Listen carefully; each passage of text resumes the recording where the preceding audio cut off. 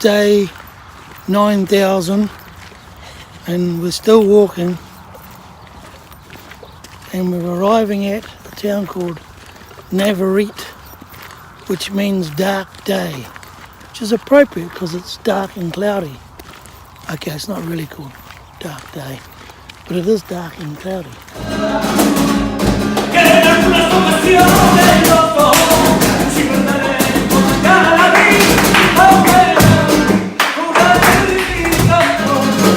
So what have we learned about Spain so far? Well, they grow a lot of grapevines, although obviously too early in the season to taste the grapes.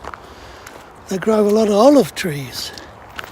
They grow a lot of rapeseed, which is used for canola oil, and they grow a huge amount of wheat, which is not surprising because absolutely everything in Spain comes with bread.